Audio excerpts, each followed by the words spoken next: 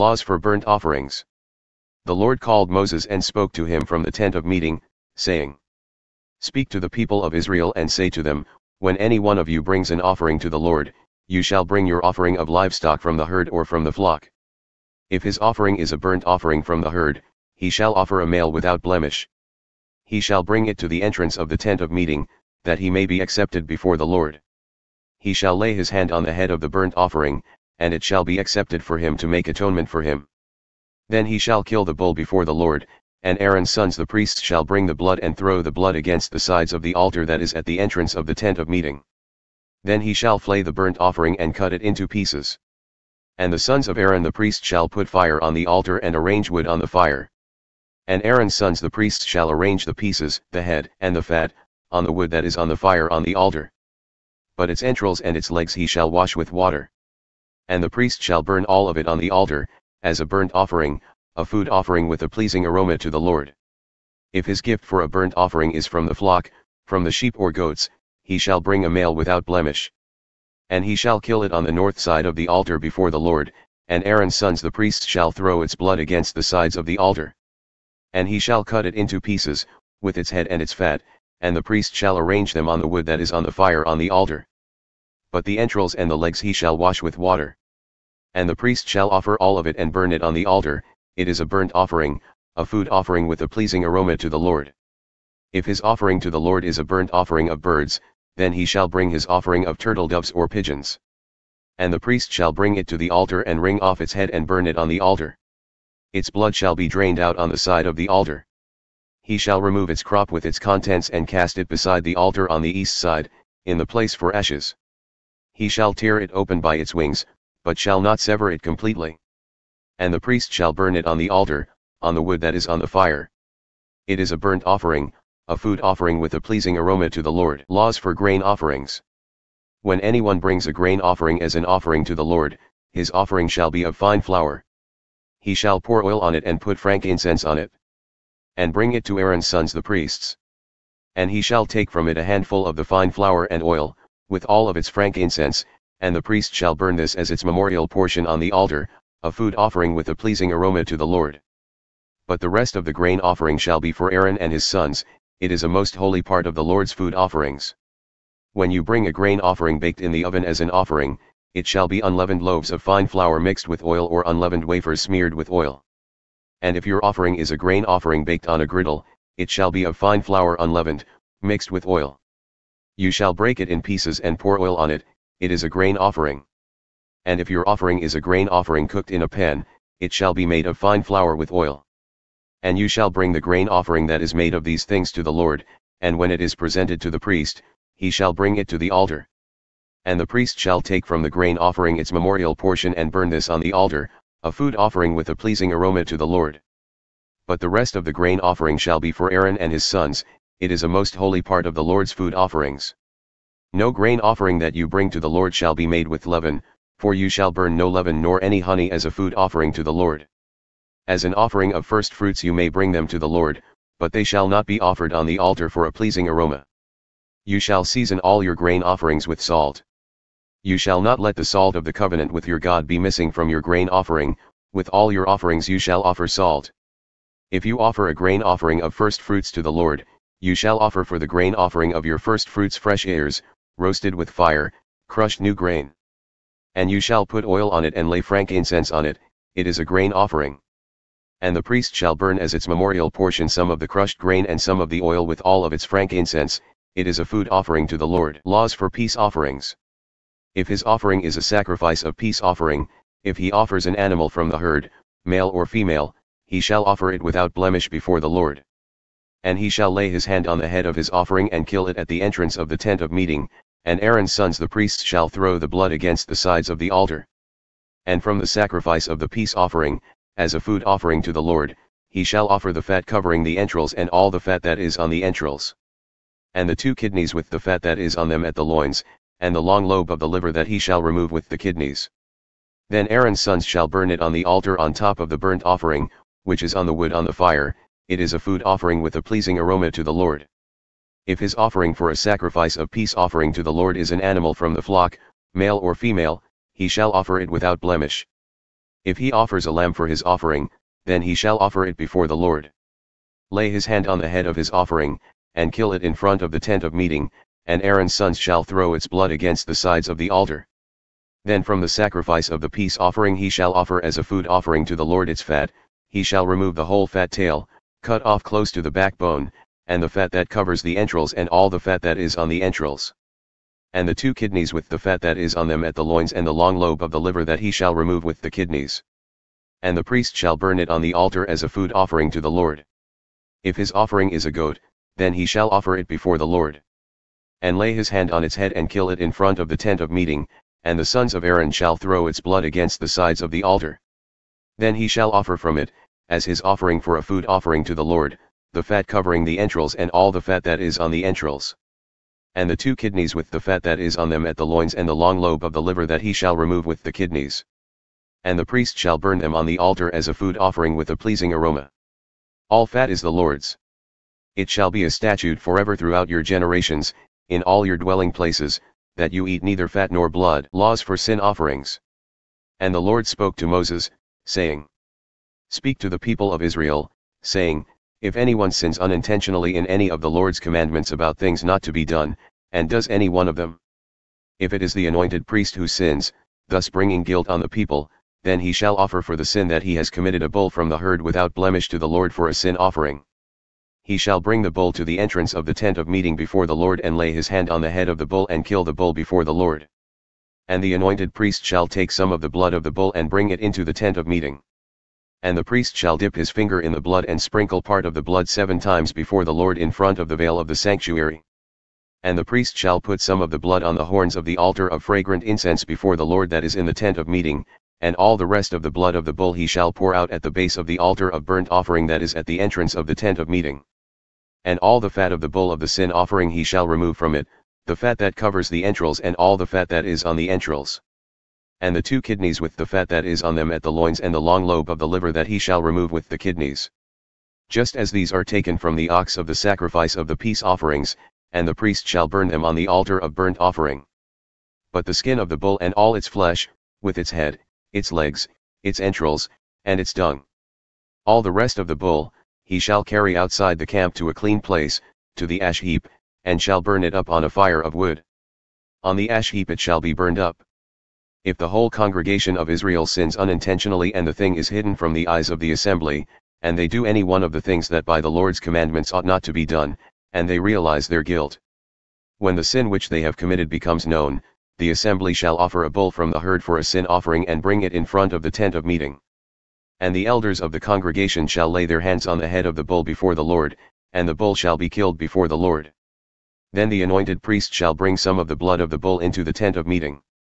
And the priest shall dip his finger in the blood and sprinkle it 7 times before the Lord in front of the veil. And he shall put some of the blood on the horns of the altar that is in the tent of meeting before the Lord, and the rest of the blood he shall pour out at the base of the altar of burnt offering that is at the entrance of the tent of meeting. And all its fat he shall take from it and burn on the altar. Thus shall he do with the bull. As he did with the bull of the sin offering, so shall he do with this. And the priest shall make atonement for them, and they shall be forgiven. And he shall carry the bull outside the camp and burn it up as he burned the first bull. It is the sin offering for the assembly. When a leader sins, doing unintentionally any one of all the things that by the commandments of the Lord his God ought not to be done, and realizes his guilt, or the sin which he has committed is made known to him, he shall bring as his offering a goat, a male without blemish, and shall lay his hand on the head of the goat and kill it in the place where they kill the burnt offering before the Lord. It is a sin offering. Then the priest shall take some of the blood of the sin offering with his finger and put it on the horns of the altar of burnt offering and pour out the rest of its blood at the base of the altar of burnt offering. And all its fat he shall burn on the altar, like the fat of the sacrifice of peace offerings. So the priest shall make atonement for him for his sin, and he shall be forgiven. If any one of the common people sins unintentionally in doing any one of the things that by the Lord's commandments ought not to be done, and realizes his guilt, or the sin which he has committed is made known to him, he shall bring for his offering a goat, a female without blemish, for his sin which he has committed. And he shall lay his hand on the head of the sin offering and kill the sin offering in the place of burnt offering. And the priest shall take some of its blood with his finger and put it on the horns of the altar of burnt offering and pour out all the rest of its blood at the base of the altar. And all its fat he shall remove, as the fat is removed from the peace offerings, and the priest shall burn it on the altar for a pleasing aroma to the Lord. And the priest shall make atonement for him, and he shall be forgiven. If he brings a lamb as his offering for a sin offering, he shall bring a female without blemish. And lay his hand on the head of the sin offering and kill it for a sin offering in the place where they kill the burnt offering. Then the priest shall take some of the blood of the sin offering with his finger and put it on the horns of the altar of burnt offering and pour out all the rest of its blood at the base of the altar. And all its fat he shall remove as the fat of the lamb is removed from the sacrifice of peace offerings, and the priest shall burn it on the altar, on top of the Lord's food offerings. And the priest shall make atonement for him for the sin which he has committed, and he shall be forgiven. If anyone sins in that he hears a public adjuration to testify, and though he is a witness, whether he has seen or come to know the matter, yet does not speak, he shall bear his iniquity. Or if anyone touches an unclean thing, whether a carcass of an unclean wild animal or a carcass of unclean livestock or a carcass of unclean swarming things, and it is hidden from him and he has become unclean, and he realizes his guilt. Or if he touches human uncleanness, of whatever sort the uncleanness may be with which one becomes unclean, and it is hidden from him, when he comes to know it, and realizes his guilt. Or if anyone utters with his lips a rash oath to do evil or to do good, any sort of rash oath that people swear, and it is hidden from him, when he comes to know it, and he realizes his guilt in any of these. When he realizes his guilt in any of these and confesses the sin he has committed, he shall bring to the Lord as his compensation for the sin that he has committed, a female from the flock, a lamb or a goat, for a sin offering. And the priest shall make atonement for him for his sin. But if he cannot afford a lamb, then he shall bring to the Lord as his compensation for the sin that he has committed 2 turtle doves or 2 pigeons, one for a sin offering and the other for a burnt offering.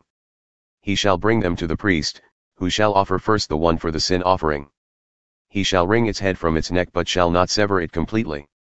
And he shall sprinkle some of the blood of the sin offering on the side of the altar, while the rest of the blood shall be drained out at the base of the altar. It is a sin offering. Then he shall offer the second for a burnt offering according to the rule. And the priest shall make atonement for him for the sin that he has committed, and he shall be forgiven. But if he cannot afford 2 turtle doves or 2 pigeons, then he shall bring as his offering for the sin that he has committed 1/10 of an ephah of fine flour for a sin offering. He shall put no oil on it and shall put no frankincense on it, for it is a sin offering. And he shall bring it to the priest, and the priest shall take a handful of it as its memorial portion and burn this on the altar, on the Lord's food offerings. It is a sin offering. Thus the priest shall make atonement for him for the sin which he has committed in any one of these things, and he shall be forgiven. And the remainder shall be for the priest, as in the grain offering. Laws for guilt offerings. The Lord spoke to Moses, saying, If anyone commits a breach of faith and sins unintentionally in any of the holy things of the Lord, he shall bring to the Lord as his compensation, a ram without blemish out of the flock, valued in silver shekels, according to the shekel of the sanctuary, for a guilt offering. He shall also make restitution for what he has done amiss in the holy thing and shall add 1/5 to it and give it to the priest. And the priest shall make atonement for him with the ram of the guilt offering, and he shall be forgiven. If anyone sins, doing any of the things that by the Lord's commandments ought not to be done, though he did not know it, then realizes his guilt, he shall bear his iniquity. He shall bring to the priest a ram without blemish out of the flock, or its equivalent, for a guilt offering, and the priest shall make atonement for him for the mistake that he made unintentionally, and he shall be forgiven. It is a guilt offering. He has indeed incurred guilt before the Lord. The Lord spoke to Moses, saying, If anyone sins and commits a breach of faith against the Lord by deceiving his neighbor in a matter of deposit or security, or through robbery, or if he has oppressed his neighbor, or has found something lost and lied about it, swearing falsely, in any of all the things that people do and sin thereby.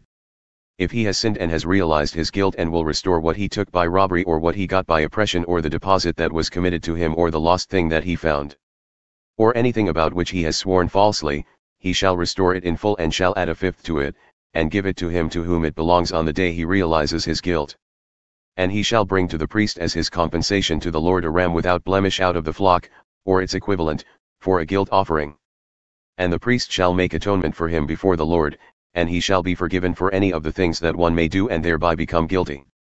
The priests and the offerings. The Lord spoke to Moses, saying, Command Aaron and his sons, saying, This is the law of the burnt offering. The burnt offering shall be on the hearth on the altar all night until the morning, and the fire of the altar shall be kept burning on it. And the priest shall put on his linen garment and put his linen undergarment on his body, and he shall take up the ashes to which the fire has reduced the burnt offering on the altar and put them beside the altar. Then he shall take off his garments and put on other garments and carry the ashes outside the camp to a clean place. The fire on the altar shall be kept burning on it, it shall not go out. The priest shall burn wood on it every morning, and he shall arrange the burnt offering on it and shall burn on it the fat of the peace offerings. Fire shall be kept burning on the altar continually, it shall not go out. And this is the law of the grain offering. The sons of Aaron shall offer it before the Lord in front of the altar. And one shall take from it a handful of the fine flour of the grain offering and its oil and all the frankincense that is on the grain offering and burn this as its memorial portion on the altar, a pleasing aroma to the Lord. And the rest of it Aaron and his sons shall eat. It shall be eaten unleavened in a holy place. In the court of the tent of meeting they shall eat it. It shall not be baked with leaven. I have given it as their portion of my food offerings. It is a thing most holy, like the sin offering and the guilt offering. Every male among the children of Aaron may eat of it, as decreed forever throughout your generations, from the Lord's food offerings. Whatever touches them shall become holy. The Lord spoke to Moses, saying, This is the offering that Aaron and his sons shall offer to the Lord on the day when he is anointed, 1/10 of an ephah of fine flour as a regular grain offering, half of it in the morning and half in the evening.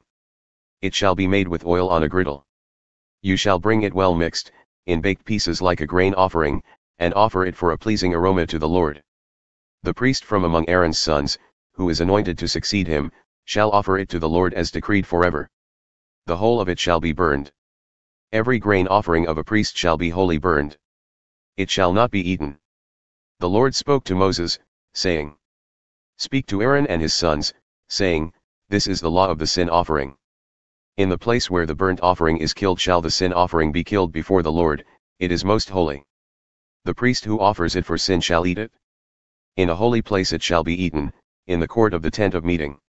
Whatever touches its flesh shall be holy, and when any of its blood is splashed on a garment, you shall wash that on which it was splashed in a holy place. And the earthenware vessel in which it is boiled shall be broken. But if it is boiled in a bronze vessel, that shall be scoured and rinsed in water. Every male among the priests may eat of it, it is most holy. But no sin offering shall be eaten from which any blood is brought into the tent of meeting to make atonement in the holy place, it shall be burned up with fire. This is the law of the guilt offering. It is most holy. In the place where they kill the burnt offering they shall kill the guilt offering, and its blood shall be thrown against the sides of the altar.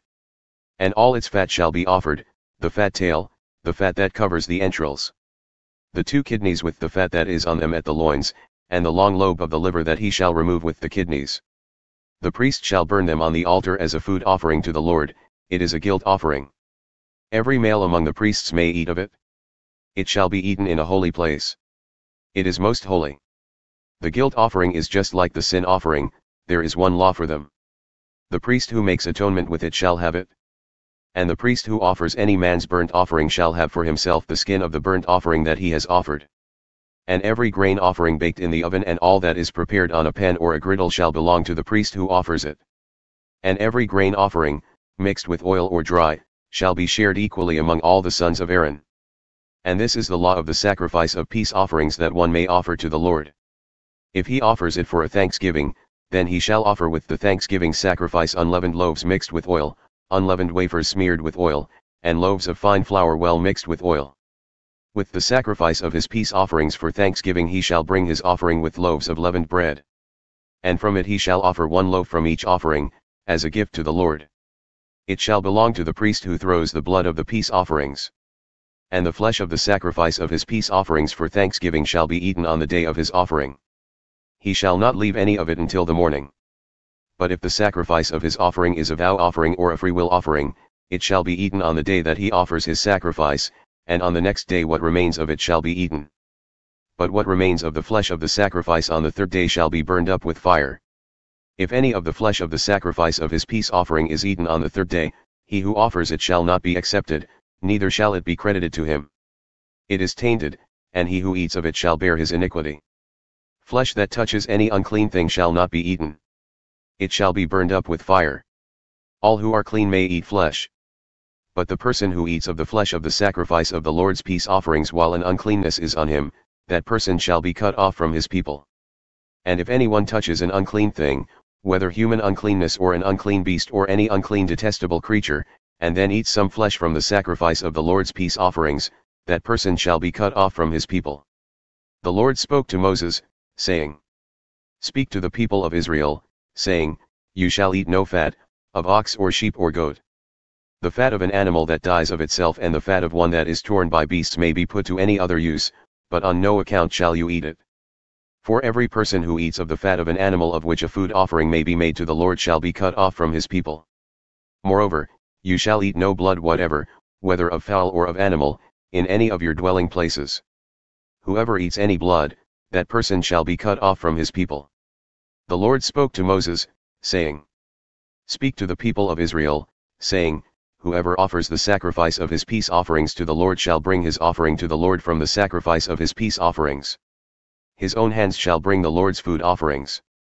He shall bring the fat with the breast, that the breast may be waved as a wave offering before the Lord. The priest shall burn the fat on the altar, but the breast shall be for Aaron and his sons.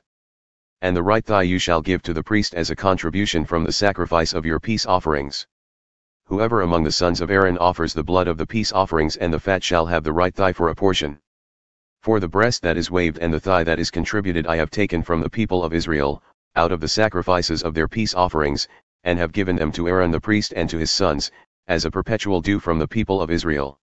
This is the portion of Aaron and of his sons from the Lord's food offerings, from the day they were presented to serve as priests of the Lord. The Lord commanded this to be given them by the people of Israel, from the day that he anointed them. It is a perpetual due throughout their generations. This is the law of the burnt offering, of the grain offering, of the sin offering, of the guilt offering, of the ordination offering, and of the peace offering, which the Lord commanded Moses on Mount Sinai, on the day that he commanded the people of Israel to bring their offerings to the Lord, in the wilderness of Sinai. Consecration of Aaron and his sons. The Lord spoke to Moses, saying, Take Aaron and his sons with him, and the garments and the anointing oil and the bowl of the sin offering and the 2 rams and the basket of unleavened bread. And assemble all the congregation at the entrance of the tent of meeting. And Moses did as the Lord commanded him, and the congregation was assembled at the entrance of the tent of meeting. And Moses said to the congregation, This is the thing that the Lord has commanded to be done. And Moses brought Aaron and his sons and washed them with water. And he put the coat on him and tied the sash around his waist and clothed him with the robe and put the ephod on him and tied the skillfully woven band of the ephod around him, binding it to him with the band. And he placed the breastpiece on him, and in the breastpiece he put the Urim and the Thummim. And he set the turban on his head, and on the turban, in front, he set the golden plate, the holy crown, as the Lord commanded Moses. Then Moses took the anointing oil and anointed the tabernacle and all that was in it, and consecrated them. And he sprinkled some of it on the altar 7 times, and anointed the altar and all its utensils and the basin and its stand, to consecrate them.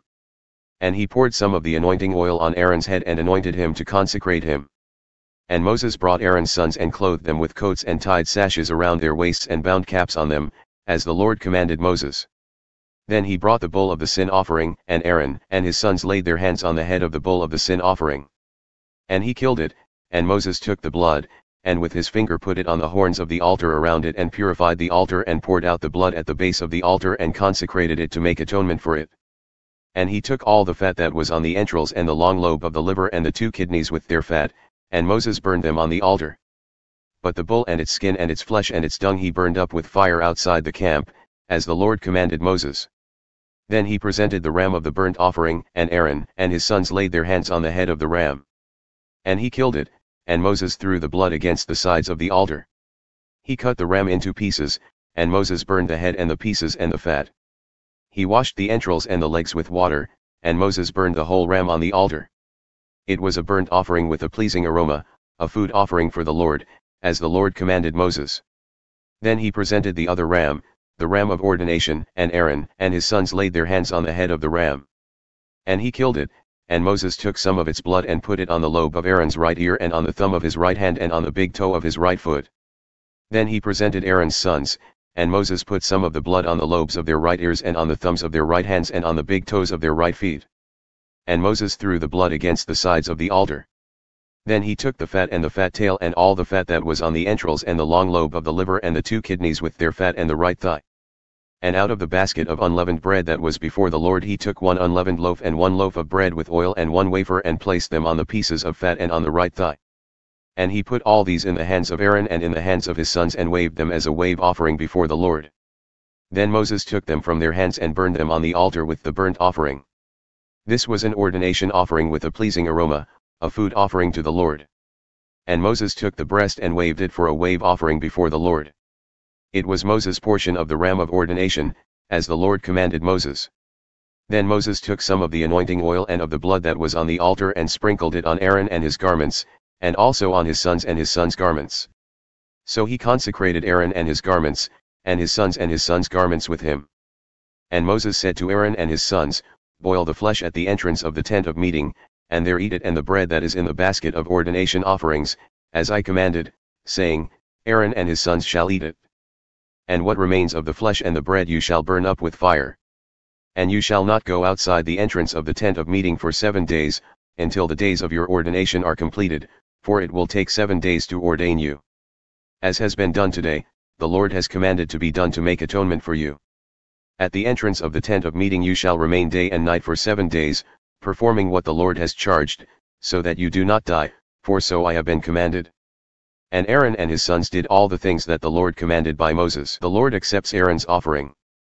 On the 8th day Moses called Aaron and his sons and the elders of Israel. And he said to Aaron, Take for yourself a bull calf for a sin offering and a ram for a burnt offering, both without blemish, and offer them before the Lord. And say to the people of Israel, Take a male goat for a sin offering, and a calf and a lamb, both a year old without blemish, for a burnt offering. And an ox and a ram for peace offerings, to sacrifice before the Lord, and a grain offering mixed with oil, for today the Lord will appear to you. And they brought what Moses commanded in front of the tent of meeting, and all the congregation drew near and stood before the Lord.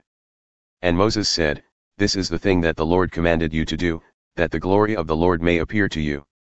Then Moses said to Aaron, Draw near to the altar and offer your sin offering and your burnt offering and make atonement for yourself and for the people, and bring the offering of the people and make atonement for them, as the Lord has commanded. So Aaron drew near to the altar and killed the calf of the sin offering, which was for himself. And the sons of Aaron presented the blood to him, and he dipped his finger in the blood and put it on the horns of the altar and poured out the blood at the base of the altar. But the fat and the kidneys and the long lobe of the liver from the sin offering he burned on the altar, as the Lord commanded Moses. The flesh and the skin he burned up with fire outside the camp. Then he killed the burnt offering, and Aaron's sons handed him the blood, and he threw it against the sides of the altar. And they handed the burnt offering to him, piece by piece, and the head, and he burned them on the altar. And he washed the entrails and the legs and burned them with the burnt offering on the altar. Then he presented the people's offering and took the goat of the sin offering that was for the people and killed it and offered it as a sin offering, like the first one. And he presented the burnt offering and offered it according to the rule. And he presented the grain offering, took a handful of it, and burned it on the altar, besides the burnt offering of the morning. Then he killed the ox and the ram, the sacrifice of peace offerings for the people. And Aaron's sons handed him the blood, and he threw it against the sides of the altar. But the fat pieces of the ox and of the ram, the fat tail and that which covers the entrails and the kidneys and the long lobe of the liver. They put the fat pieces on the breasts, and he burned the fat pieces on the altar. But the breasts and the right thigh Aaron waved for a wave offering before the Lord, as Moses commanded. Then Aaron lifted up his hands toward the people and blessed them, and he came down from offering the sin offering and the burnt offering and the peace offerings. And Moses and Aaron went into the tent of meeting, and when they came out they blessed the people, and the glory of the Lord appeared to all the people. And fire came out from before the Lord and consumed the burnt offering and the pieces of fat on the altar, and when all the people saw it, they shouted and fell on their faces. The death of Nadab and Abihu. Now Nadab and Abihu, the sons of Aaron, each took his censer and put fire in it and laid incense on it and offered unauthorized fire before the Lord, which he had not commanded them. And fire came out from before the Lord and consumed them, and they died before the Lord. Then Moses said to Aaron, This is what the Lord has said, Among those who are near me I will be sanctified, and before all the people I will be glorified. And Aaron held his peace. And Moses called Misal and Elzaphan, the sons of Uzziel the uncle of Aaron, and said to them, Come near, carry your brothers away from the front of the sanctuary and out of the camp. So they came near and carried them in their coats out of the camp, as Moses had said. And Moses said to Aaron and to Eleazar and Ithamar his sons, Do not let the hair of your heads hang loose, and do not tear your clothes, lest you die, and wrath come upon all the congregation, but let your brothers, the whole house of Israel, bewail the burning that the Lord has kindled. And do not go outside the entrance of the tent of meeting, lest you die, for the anointing oil of the Lord is upon you. And they did according to the word of Moses. And the Lord spoke to Aaron, saying, Drink no wine or strong drink, you or your sons with you, when you go into the tent of meeting, lest you die. It shall be a statute forever throughout your generations. You are to distinguish between the holy and the common, and between the unclean and the clean. And you are to teach the people of Israel all the statutes that the Lord has spoken to them by Moses. Moses spoke to Aaron and to Eleazar and Ithamar, his surviving sons, Take the grain offering that is left of the Lord's food offerings, and eat it unleavened beside the altar, for it is most holy. You shall eat it in a holy place, because it is your due and your sons' due, from the Lord's food offerings, for so I am commanded. But the breast that is waved and the thigh that is contributed you shall eat in a clean place, you and your sons and your daughters with you, for they are given as your due and your sons' due from the sacrifices of the peace offerings of the people of Israel.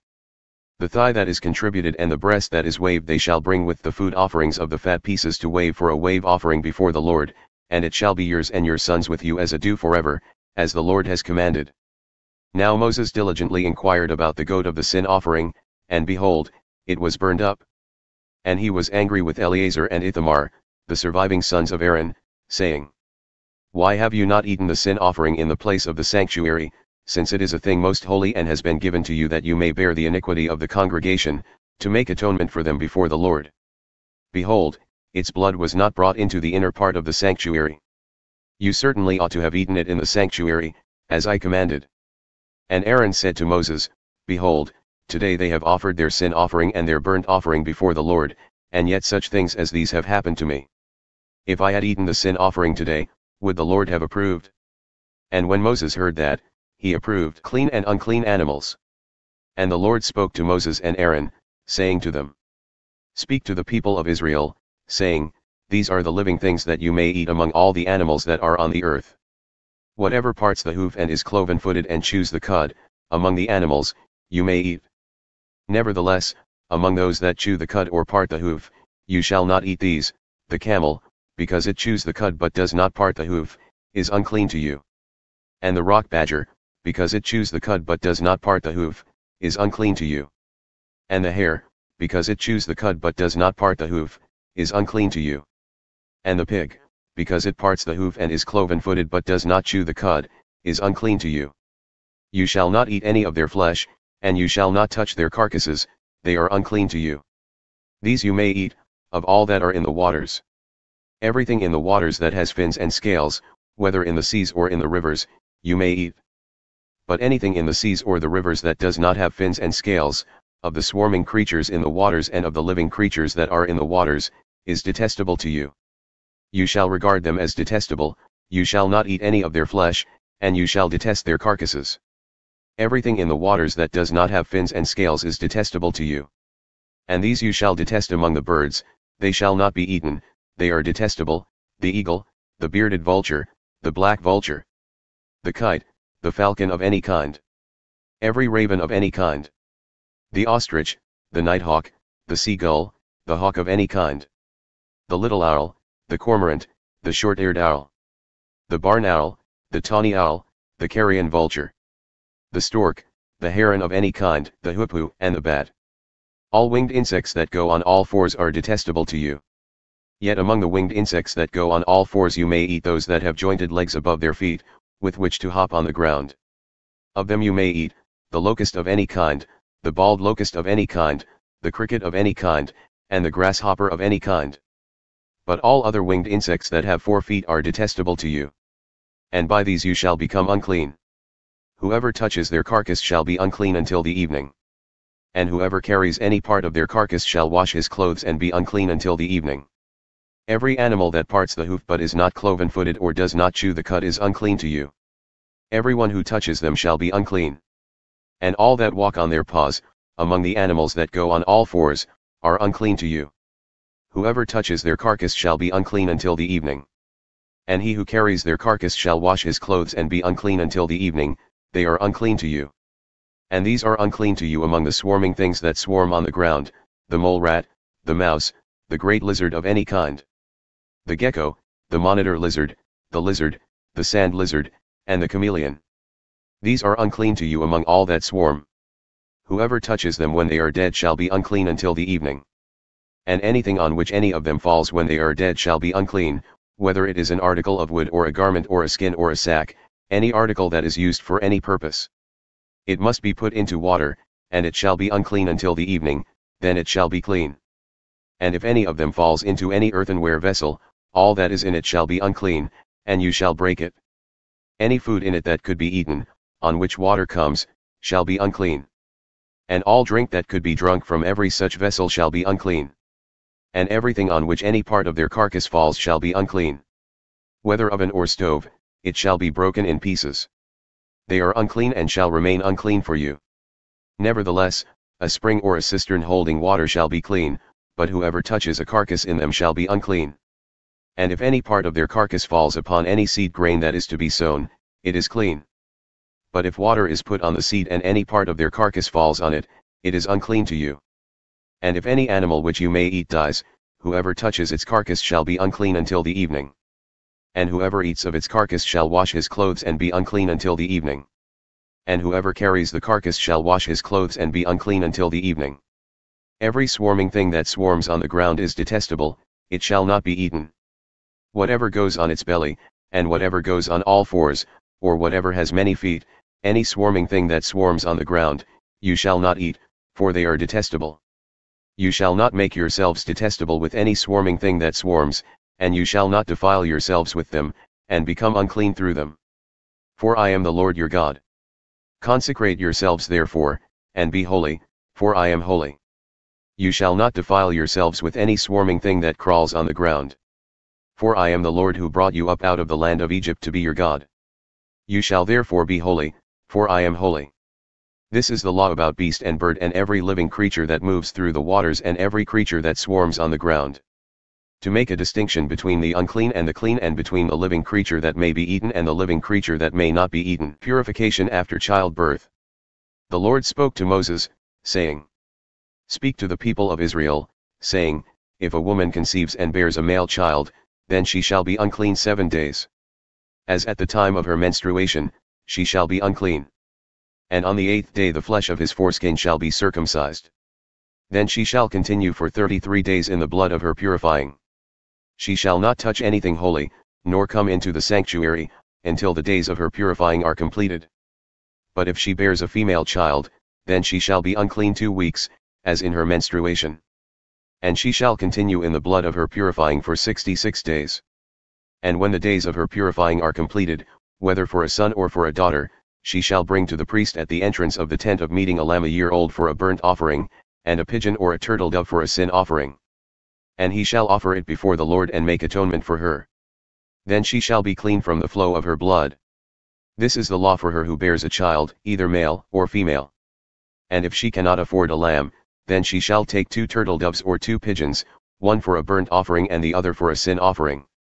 And the priest shall make atonement for her, and she shall be clean. Laws about leprosy. The Lord spoke to Moses and Aaron, saying, When a person has on the skin of his body a swelling or an eruption or a spot, and it turns into a case of leprous disease on the skin of his body, then he shall be brought to Aaron the priest or to one of his sons the priests. And the priest shall examine the diseased area on the skin of his body. And if the hair in the diseased area has turned white and the disease appears to be deeper than the skin of his body, it is a case of leprous disease. When the priest has examined him, he shall pronounce him unclean. But if the spot is white in the skin of his body and appears no deeper than the skin, and the hair in it has not turned white, the priest shall shut up the diseased person for 7 days. And the priest shall examine him on the 7th day, and if in his eyes the disease is checked and the disease has not spread in the skin, then the priest shall shut him up for another 7 days. And the priest shall examine him again on the 7th day, and if the diseased area has faded and the disease has not spread in the skin, then the priest shall pronounce him clean, it is only an eruption. And he shall wash his clothes and be clean. But if the eruption spreads in the skin, after he has shown himself to the priest for his cleansing, he shall appear again before the priest. And the priest shall look, and if the eruption has spread in the skin, then the priest shall pronounce him unclean, it is a leprous disease. When a man is afflicted with a leprous disease, he shall be brought to the priest. And the priest shall look. And if there is a white swelling in the skin that has turned the hair white, and there is raw flesh in the swelling, it is a chronic leprous disease in the skin of his body, and the priest shall pronounce him unclean. He shall not shut him up, for he is unclean. And if the leprous disease breaks out in the skin, so that the leprous disease covers all the skin of the diseased person from head to foot, so far as the priest can see, then the priest shall look, and if the leprous disease has covered all his body, he shall pronounce him clean of the disease, it has all turned white, and he is clean. But when raw flesh appears on him, he shall be unclean. And the priest shall examine the raw flesh and pronounce him unclean. Raw flesh is unclean, for it is a leprous disease. But if the raw flesh recovers and turns white again, then he shall come to the priest. And the priest shall examine him, and if the disease has turned white, then the priest shall pronounce the diseased person clean, he is clean. If there is in the skin of one's body a boil and it heals, and in the place of the boil there comes a white swelling or a reddish white spot, then it shall be shown to the priest.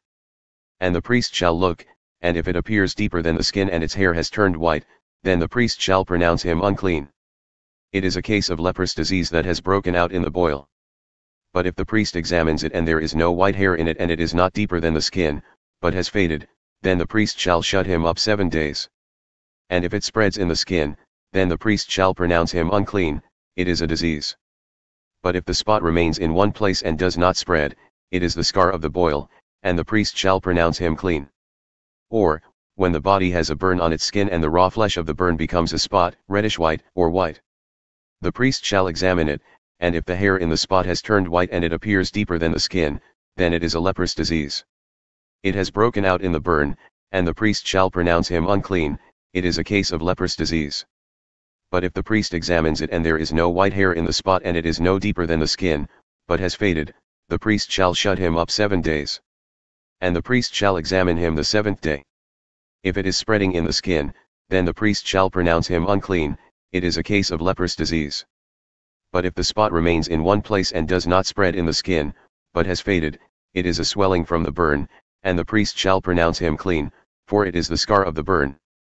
When a man or woman has a disease on the head or the beard, the priest shall examine the disease. And if it appears deeper than the skin, and the hair in it is yellow and thin, then the priest shall pronounce him unclean. It is an itch, a leprous disease of the head or the beard. And if the priest examines the itching disease and it appears no deeper than the skin and there is no black hair in it, then the priest shall shut up the person with the itching disease for 7 days.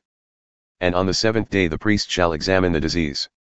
If the itch has not spread, and there is in it no yellow hair, and the itch appears to be no deeper than the skin, then he shall shave himself, but the itch he shall not shave, and the priest shall shut up the person with the itching disease for another 7 days.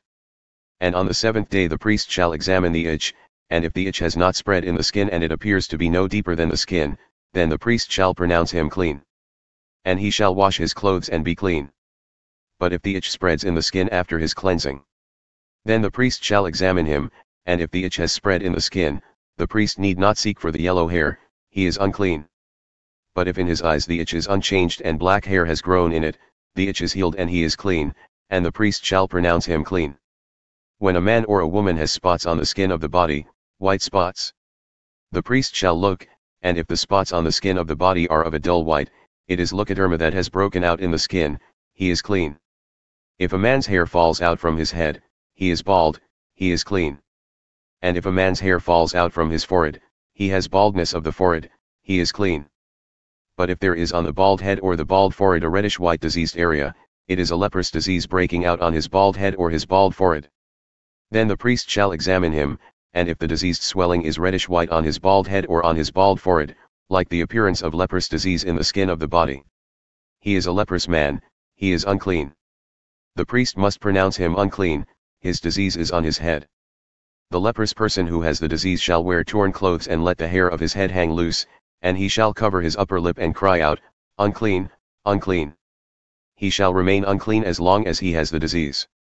He is unclean. He shall live alone. His dwelling shall be outside the camp. When there is a case of leprous disease in a garment, whether a woolen or a linen garment, in warp or woof of linen or wool, or in a skin or in anything made of skin, If the disease is greenish or reddish in the garment, or in the skin or in the warp or the woof or in any article made of skin, it is a case of leprous disease, and it shall be shown to the priest.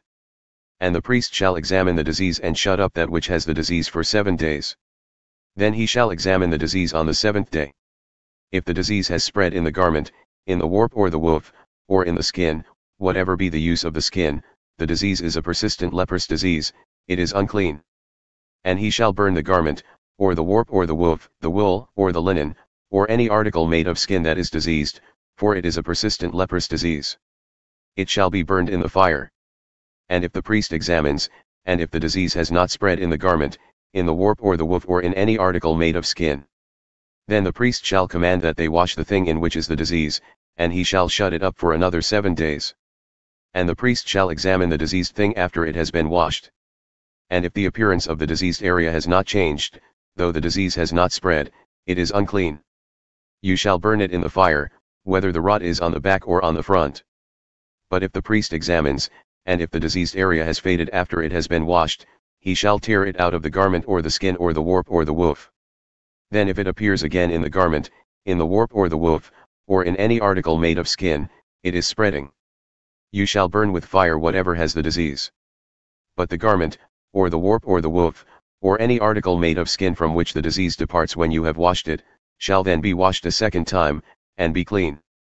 This is the law for a case of leprous disease in a garment of wool or linen, either in the warp or the woof, or in any article made of skin, to determine whether it is clean or unclean. Laws for cleansing lepers. The Lord spoke to Moses, saying, This shall be the law of the leprous person for the day of his cleansing. He shall be brought to the priest. And the priest shall go out of the camp, and the priest shall look. Then, if the case of leprous disease is healed in the leprous person, the priest shall command them to take for him who is to be cleansed 2 live clean birds and cedar wood and scarlet yarn and hyssop. And the priest shall command them to kill one of the birds in an earthenware vessel over fresh water. He shall take the live bird with the cedar wood and the scarlet yarn and the hyssop, and dip them and the live bird in the blood of the bird that was killed over the fresh water. And he shall sprinkle it 7 times on him who is to be cleansed of the leprous disease. Then he shall pronounce him clean and shall let the living bird go into the open field. And he who is to be cleansed shall wash his clothes and shave off all his hair and bathe himself in water, and he shall be clean. And after that he may come into the camp, but live outside his tent 7 days. And on the 7th day he shall shave off all his hair from his head, his beard, and his eyebrows. He shall shave off all his hair, and then he shall wash his clothes and bathe his body in water, and he shall be clean. And on the 8th day he shall take 2 male lambs without blemish, and 1 ewe lamb a year old without blemish, and a grain offering of 3/10 of an ephah of fine flour mixed with oil, and 1 log of oil. And the priest who cleanses him shall set the man who is to be cleansed and these things before the Lord, at the entrance of the tent of meeting. And the priest shall take 1 of the male lambs and offer it for a guilt offering, along with the log of oil, and wave them for a wave offering before the Lord. And he shall kill the lamb in the place where they kill the sin offering and the burnt offering, in the place of the sanctuary. For the guilt offering, like the sin offering, belongs to the priest, it is most holy. The priest shall take some of the blood of the guilt offering, and the priest shall put it on the lobe of the right ear of him who is to be cleansed and on the thumb of his right hand and on the big toe of his right foot. Then the priest shall take some of the log of oil and pour it into the palm of his own left hand. And dip his right finger in the oil that is in his left hand and sprinkle some oil with his finger 7 times before the Lord. And some of the oil that remains in his hand the priest shall put on the lobe of the right ear of him who is to be cleansed and on the thumb of his right hand and on the big toe of his right foot, on top of the blood of the guilt offering. And the rest of the oil that is in the priest's hand he shall put on the head of him who is to be cleansed. Then the priest shall make atonement for him before the Lord. The priest shall offer the sin offering, to make atonement for him who is to be cleansed from his uncleanness. And afterward he shall kill the burnt offering. And the priest shall offer the burnt offering and the grain offering on the altar. Thus the priest shall make atonement for him, and he shall be clean. But if he is poor and cannot afford so much, then he shall take 1 male lamb for a guilt offering to be waved, to make atonement for him, and 1/10 of an ephah of fine flour mixed with oil for a grain offering, and a log of oil.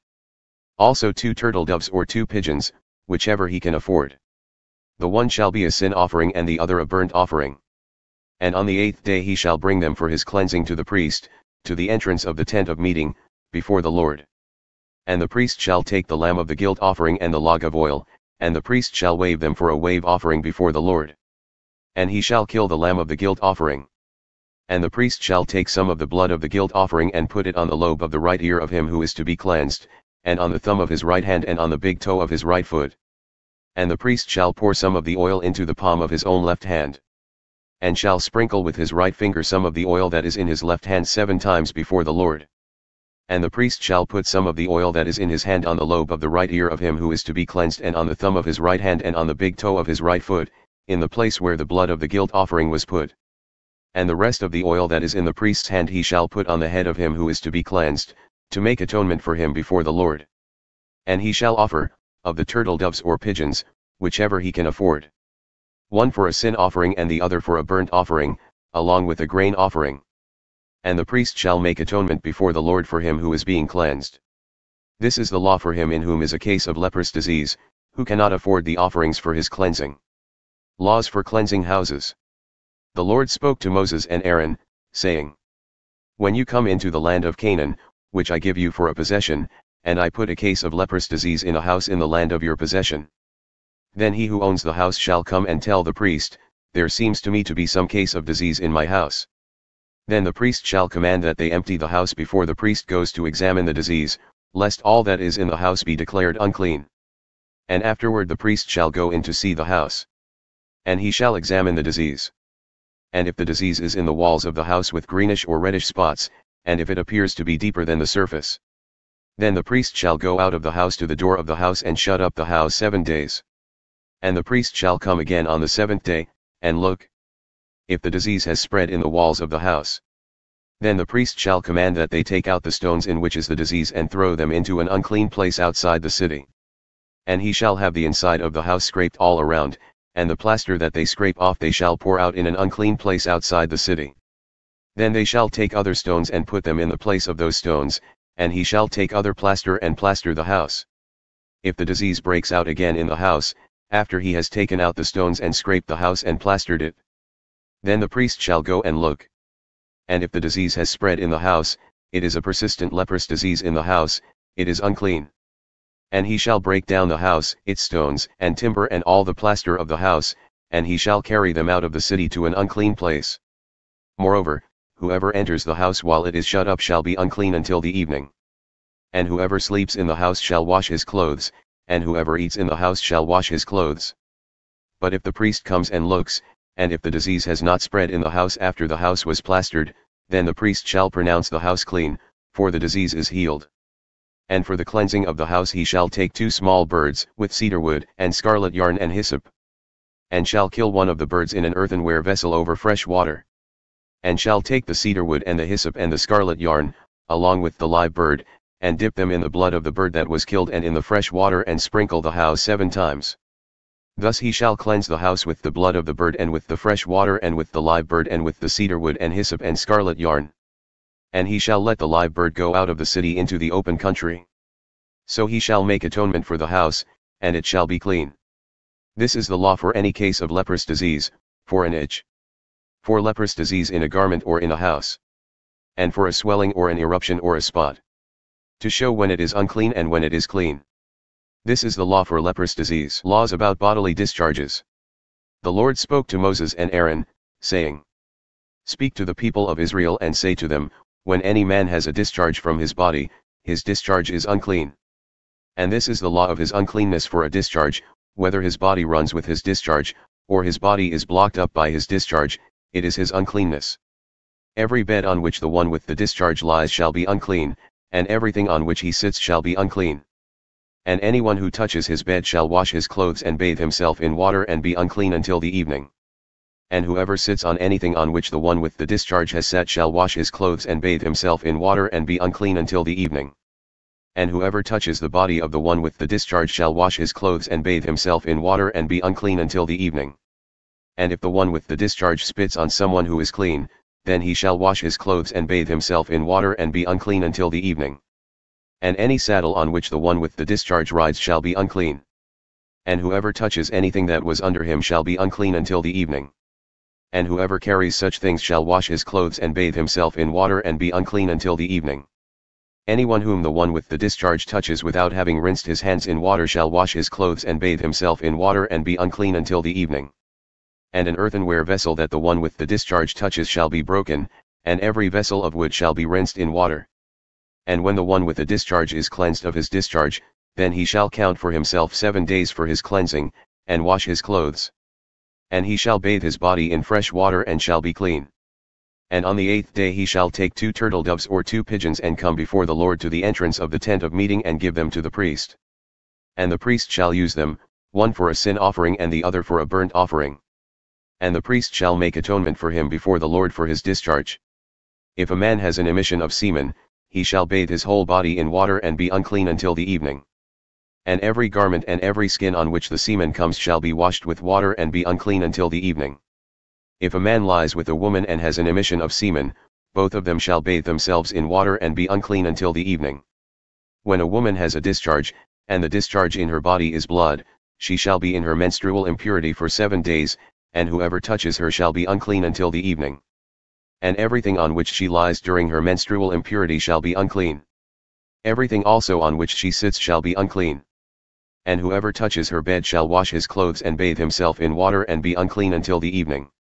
And whoever touches anything on which she sits shall wash his clothes and bathe himself in water and be unclean until the evening. Whether it is the bed or anything on which she sits, when he touches it he shall be unclean until the evening. And if any man lies with her and her menstrual impurity comes upon him, he shall be unclean 7 days, and every bed on which he lies shall be unclean. If a woman has a discharge of blood for many days, not at the time of her menstrual impurity, or if she has a discharge beyond the time of her impurity, all the days of the discharge she shall continue in uncleanness. As in the days of her impurity, she shall be unclean. Every bed on which she lies, all the days of her discharge, shall be to her as the bed of her impurity. And everything on which she sits shall be unclean, as in the uncleanness of her menstrual impurity. And whoever touches these things shall be unclean, and shall wash his clothes and bathe himself in water and be unclean until the evening.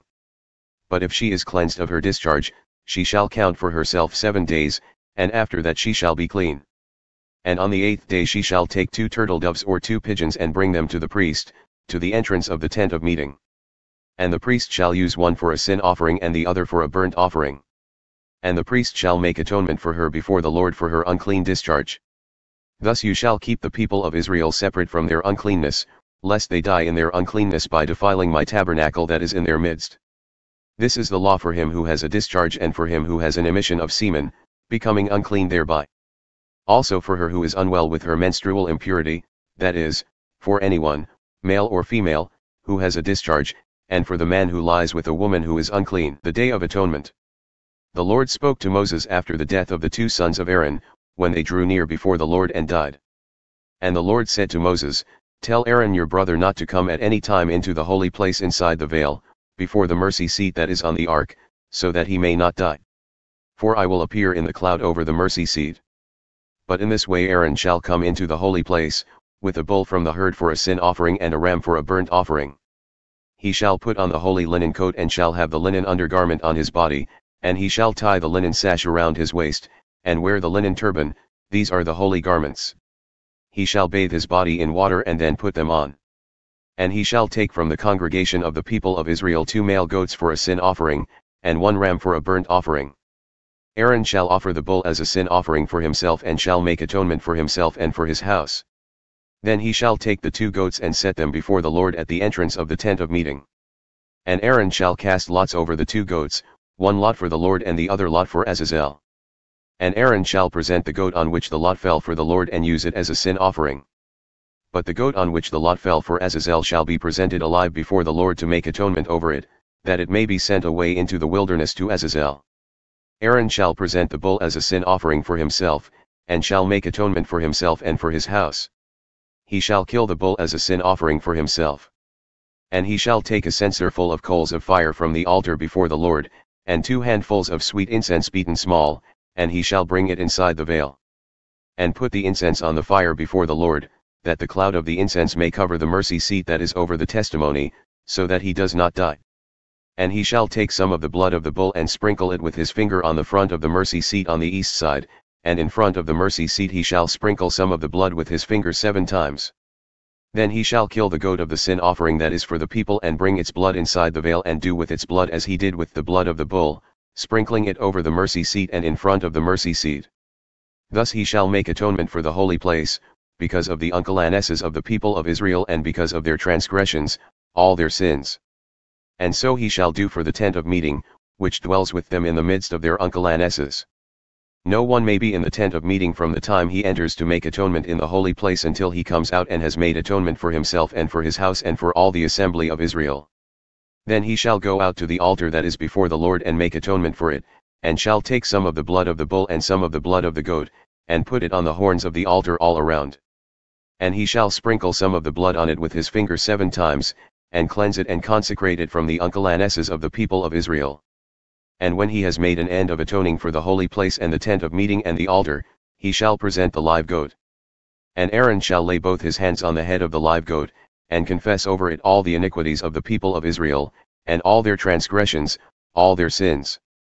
And he shall put them on the head of the goat and send it away into the wilderness by the hand of a man who is in readiness. The goat shall bear all their iniquities on itself to a remote area, and he shall let the goat go free in the wilderness. Then Aaron shall come into the tent of meeting and shall take off the linen garments that he put on when he went into the holy place and shall leave them there. And he shall bathe his body in water in a holy place and put on his garments and come out and offer his burnt offering and the burnt offering of the people and make atonement for himself and for the people. And the fat of the sin offering he shall burn on the altar. And he who lets the goat go to Azazel shall wash his clothes and bathe his body in water, and afterward he may come into the camp. And the bull for the sin offering and the goat for the sin offering, whose blood was brought in to make atonement in the holy place, shall be carried outside the camp. Their skin and their flesh and their dung shall be burned up with fire. And he who burns them shall wash his clothes and bathe his body in water, and afterward he may come into the camp. And it shall be a statute to you forever that in the 7th month, on the 10th day of the month, you shall afflict yourselves and shall do no work, either the native or the stranger who sojourns among you. For on this day shall atonement be made for you to cleanse you. You shall be clean before the Lord from all your sins. It is a Sabbath of solemn rest to you, and you shall afflict yourselves, it is a statute forever. And the priest who is anointed and consecrated as priest in his father's place shall make atonement, wearing the holy linen garments. He shall make atonement for the holy sanctuary, and he shall make atonement for the tent of meeting and for the altar, and he shall make atonement for the priests and for all the people of the assembly. And this shall be a statute forever for you, that atonement may be made for the people of Israel once in the year because of all their sins. And Aaron did as the Lord commanded Moses, the place of sacrifice. And the Lord spoke to Moses, saying, Speak to Aaron and his sons and to all the people of Israel and say to them, This is the thing that the Lord has commanded. If any one of the house of Israel kills an ox or a lamb or a goat in the camp, or kills it outside the camp, and does not bring it to the entrance of the tent of meeting to offer it as a gift to the Lord in front of the tabernacle of the Lord, blood guilt shall be imputed to that man. He has shed blood, and that man shall be cut off from among his people. This is to the end that the people of Israel may bring their sacrifices that they sacrifice in the open field, that they may bring them to the Lord, to the priest at the entrance of the tent of meeting, and sacrifice them as sacrifices of peace offerings to the Lord. And the priest shall throw the blood on the altar of the Lord at the entrance of the tent of meeting and burn the fat for a pleasing aroma to the Lord. So they shall no more sacrifice their sacrifices to goat demons, after whom they whore. This shall be a statute forever for them throughout their generations. And you shall say to them, Any one of the house of Israel, or of the strangers who sojourn among them, who offers a burnt offering or sacrifice, and does not bring it to the entrance of the tent of meeting to offer it to the Lord, that man shall be cut off from his people. Laws against eating blood. If any one of the house of Israel or of the strangers who sojourn among them eats any blood, I will set my face against that person who eats blood and will cut him off from among his people. For the life of the flesh is in the blood, and I have given it for you on the altar to make atonement for your souls, for it is the blood that makes atonement by the life. Therefore I have said to the people of Israel, No person among you shall eat blood, neither shall any stranger who sojourns among you eat blood. Any one also of the people of Israel, or of the strangers who sojourn among them, who takes in hunting any beast or bird that may be eaten shall pour out its blood and cover it with earth. For the life of every creature is its blood is its life. Therefore I have said to the people of Israel, You shall not eat the blood of any creature, for the life of every creature is its blood. Whoever eats it shall be cut off. And every person who eats what dies of itself or what is torn by beasts, whether he is a native or a sojourner, shall wash his clothes and bathe himself in water and be unclean until the evening, then he shall be clean. But if he does not wash them or bathe his flesh, he shall bear his iniquity. Unlawful sexual relations. And the Lord spoke to Moses, saying, Speak to the people of Israel and say to them, I am the Lord your God. You shall not do as they do in the land of Egypt, where you lived, and you shall not do as they do in the land of Canaan, to which I am bringing you. You shall not walk in their statutes. You shall follow my rules and keep my statutes and walk in them. I am the Lord your God. You shall therefore keep my statutes and my rules. If a person does them, he shall live by them. I am the Lord. None of you shall approach any one of his close relatives to uncover nakedness. I am the Lord. You shall not uncover the nakedness of your father, which is the nakedness of your mother, she is your mother, you shall not uncover her nakedness. You shall not uncover the nakedness of your father's wife, it is your father's nakedness. You shall not uncover the nakedness of your sister, your father's daughter or your mother's daughter, whether brought up in the family or in another home. You shall not uncover the nakedness of your son's daughter or of your daughter's daughter, for their nakedness is your own nakedness. You shall not uncover the nakedness of your father's wife's daughter, brought up in your father's family, since she is your sister. You shall not uncover the nakedness of your father's sister, she is your father's relative. You shall not uncover the nakedness of your mother's sister, for she is your mother's relative. You shall not uncover the nakedness of your father's brother, that is, you shall not approach his wife, she is your aunt. You shall not uncover the nakedness of your daughter-in-law, she is your son's wife, you shall not uncover her nakedness. You shall not uncover the nakedness of your brother's wife, it is your brother's nakedness. You shall not uncover the nakedness of a woman and of her daughter, and you shall not take her son's daughter or her daughter's daughter to uncover her nakedness, they are relatives, it is depravity. And you shall not take a woman as a rival wife to her sister, uncovering her nakedness while her sister is still alive. You shall not approach a woman to uncover her nakedness while she is in her menstrual uncleanness. And you shall not lie sexually with your neighbor's wife and so make yourself unclean with her. You shall not give any of your children to offer them to Molech, and so profane the name of your God, I am the Lord. You shall not lie with a male as with a woman, it is an abomination. And you shall not lie with any animal and so make yourself unclean with it, neither shall any woman give herself to an animal to lie with it, it is perversion. Do not make yourselves unclean by any of these things, for by all these the nations I am driving out before you have become unclean. And the land became unclean, so that I punished its iniquity, and the land vomited out its inhabitants. But you shall keep my statutes and my rules and do none of these abominations, either the native or the stranger who sojourns among you. For the people of the land, who were before you, did all of these abominations, so that the land became unclean. Lest the land vomit you out when you make it unclean, as it vomited out the nation that was before you. For everyone who does any of these abominations, the persons who do them shall be cut off from among their people. So keep my charge never to practice any of these abominable customs that were practiced before you, and never to make yourselves unclean by them, I am the Lord your God. The Lord is holy. And the Lord spoke to Moses, saying, Speak to all the congregation of the people of Israel and say to them, You shall be holy, for I the Lord your God am holy.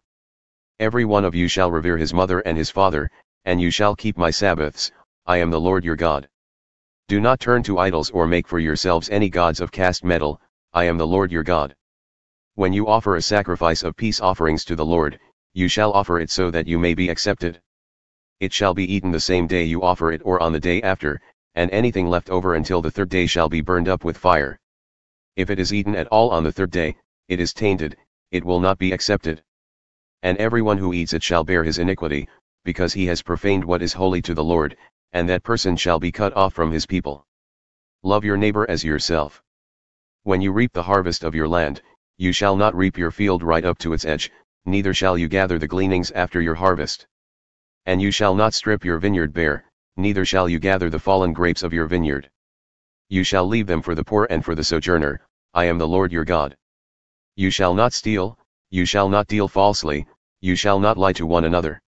You shall not swear by my name falsely, and so profane the name of your God, I am the Lord.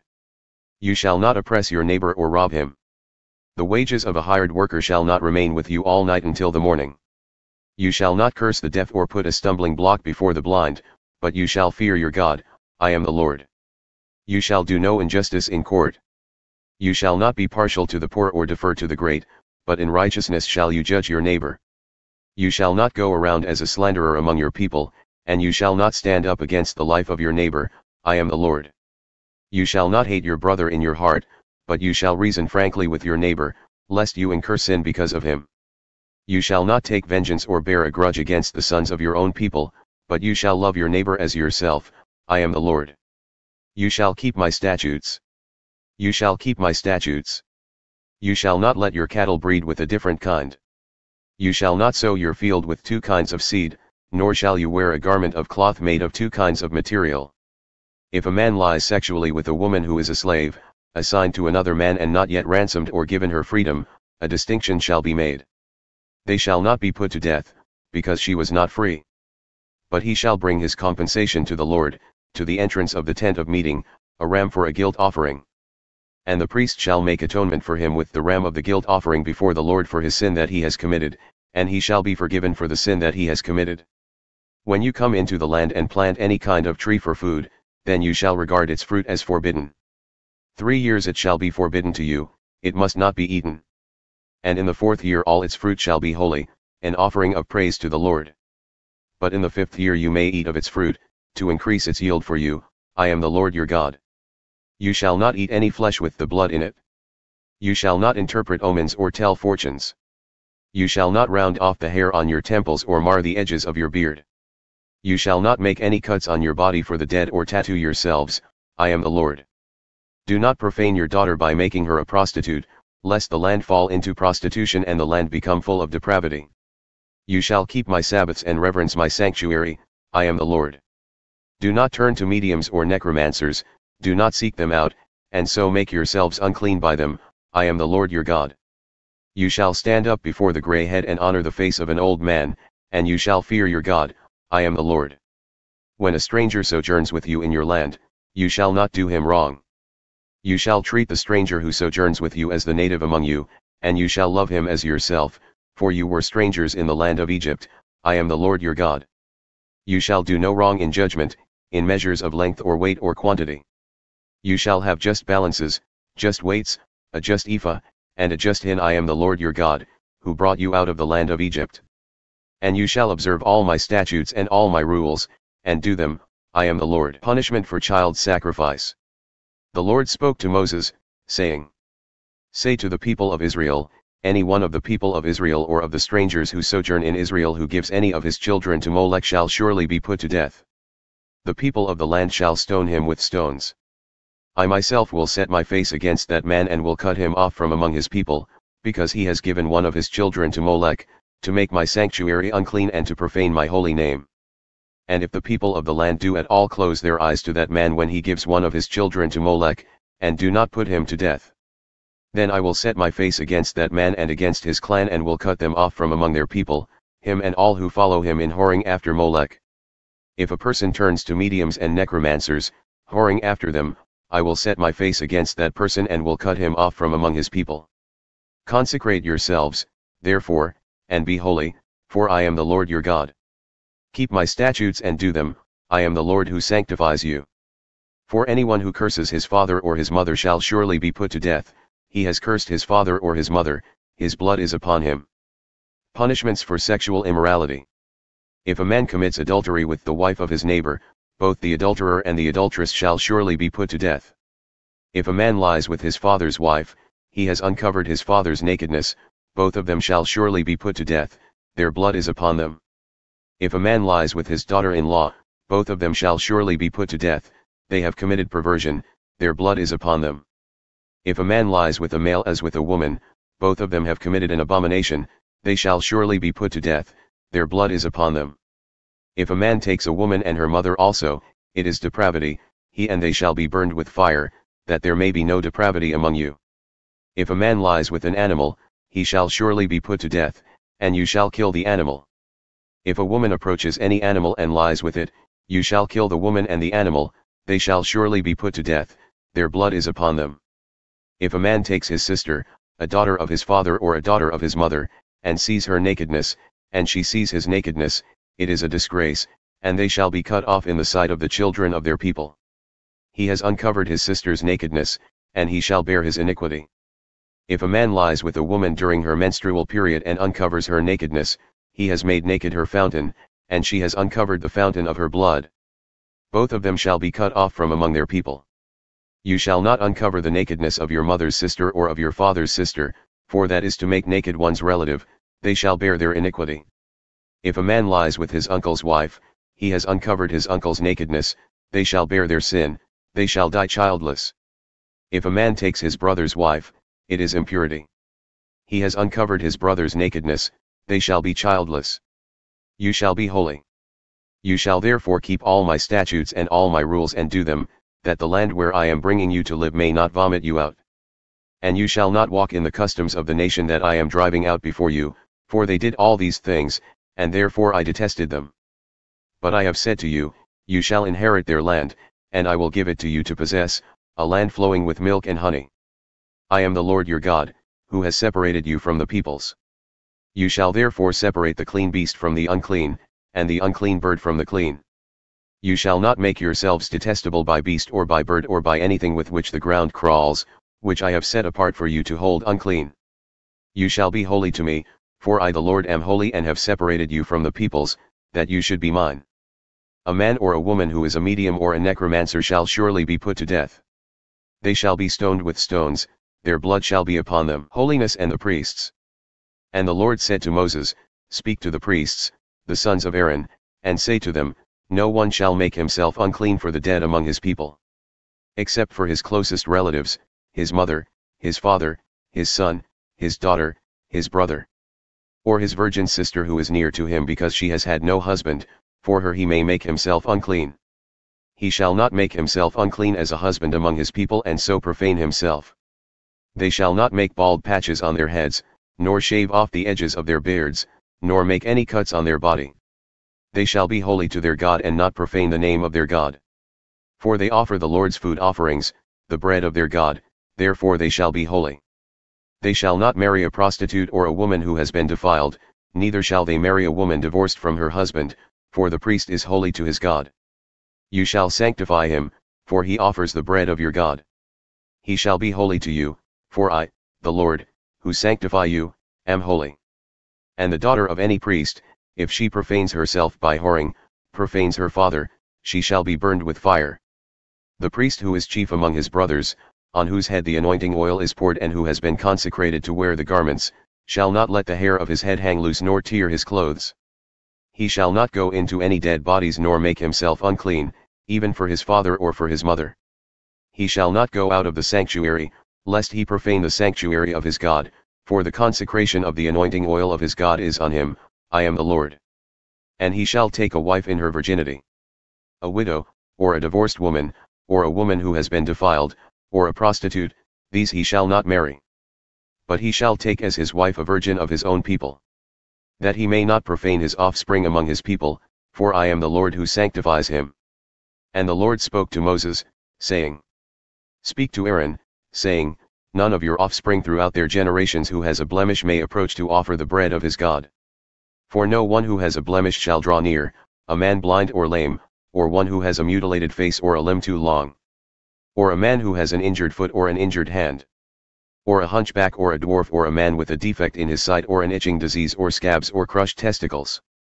No man of the offspring of Aaron the priest who has a blemish shall come near to offer the Lord's food offerings, since he has a blemish, he shall not come near to offer the bread of his God. He may eat the bread of his God, both of the most holy and of the holy things. But he shall not go through the veil or approach the altar, because he has a blemish, that he may not profane my sanctuaries, for I am the Lord who sanctifies them. So Moses spoke to Aaron and to his sons and to all the people of Israel. And the Lord spoke to Moses, saying, Speak to Aaron and his sons so that they abstain from the holy things of the people of Israel, which they dedicate to me, so that they do not profane my holy name, I am the Lord. Say to them, If any one of all your offspring throughout your generations approaches the holy things that the people of Israel dedicate to the Lord, while he has an uncleanness, that person shall be cut off from my presence, I am the Lord. None of the offspring of Aaron who has a leprous disease or a discharge may eat of the holy things until he is clean. Whoever touches anything that is unclean through contact with the dead or a man who has had an emission of semen. And whoever touches a swarming thing by which he may be made unclean or a person from whom he may take uncleanness, whatever his uncleanness may be. The person who touches such a thing shall be unclean until the evening and shall not eat of the holy things unless he has bathed his body in water. When the sun goes down he shall be clean, and afterward he may eat of the holy things, because they are his food. He shall not eat what dies of itself or is torn by beasts, and so make himself unclean by it. I am the Lord. They shall therefore keep my charge, lest they bear sin for it and die thereby when they profane it. I am the Lord who sanctifies them.